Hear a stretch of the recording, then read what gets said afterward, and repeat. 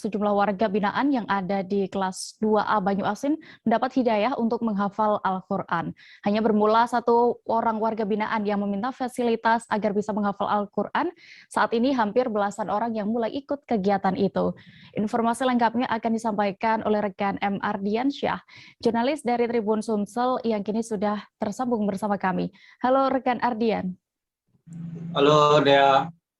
Ya, rekan Ardian, berdasarkan informasi dan juga pantauan Anda di lokasi, bagaimana apa sebenarnya motivasi dari warga binaan ini hingga ingin menghafal Al-Quran dan meminta fasilitas kepada pihak lapas? Baik, Dea, bahwa dari wawancara yang dilakukan terhadap warga binaan ini, motivasi mereka sebenarnya ingin bermanfaat. Bila sebelumnya mereka menjadi, salah satunya si Ari ini menjadi bandar narkoba dengan hukuman vonis yang dijatuhkan majelis hakim itu 14 tahun. Pada saat 2 tahun menjalani hukuman, dia tidak bisa berbuat apa-apa di dalam, tapi di tahun ketiga dia mulai mendapat hidayah. Dia berpikir agar pada saat keluar dari lapas, dia bisa bermanfaat untuk orang banyak dan tidak menanggung dosa orang tuanya. Sehingga dia berpikir pada saat itu awalnya tidak berani untuk mengajukan diri meminta fasilitas kepada pihak lapas kelas 2A Banyuasin. Tiba-tiba pada saat mengajukan diri untuk meminta fasilitas,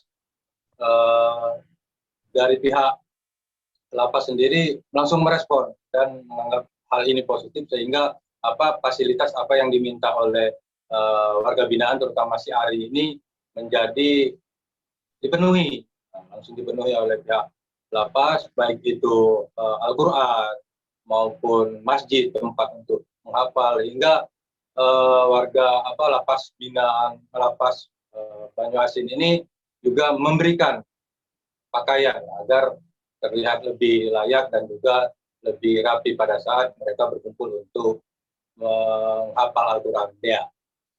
Lalu bagaimana untuk metode yang digunakan para warga binaan ini untuk menghafal Al-Quran?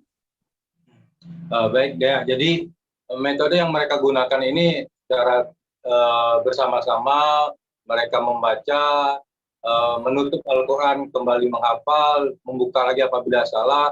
Apabila mereka tidak mengerti atau paham dengan tajwid, bacaan, dan beberapa bacaan lainnya, mereka tidak sungkan menanyakan kepada pegawai lapas yang tahu persis, fasih dalam membaca Al-Quran untuk meminta diajarkan. Sehingga pada saat mereka menghafal juga,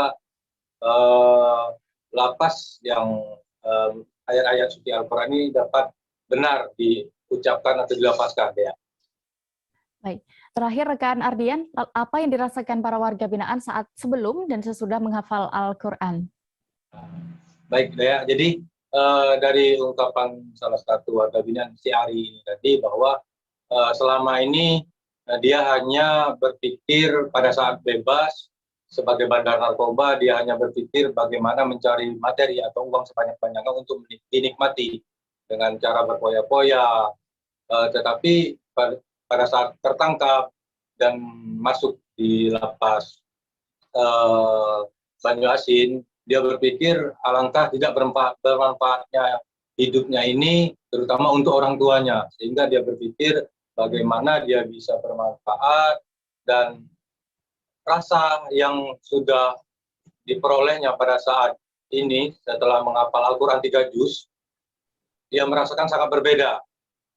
Bila sebelumnya Tuhan itu jauh, katanya, menurutnya jauh dari kehidupan dia pada saat membaca Al-Quran, hidupnya lebih tenang, hukuman yang di jalan juga sepertinya tidak terasa, sehingga pada 1 tahun terakhir ini dia menghafal Al-Quran itu seperti hukuman yang dijalankan itu seperti berada di dalam rumah sendiri, begitu dia. Baik, berikut Tribuners, rekan jurnalis kami sudah melakukan wawancara bersama Kalapas kelas 2A Banyuasin, Ronaldo Da Vinci. Berikut kami tampilkan keterangan lengkapnya. Kami dari pihak lapas dengan sepenuhnya selalu mendukung.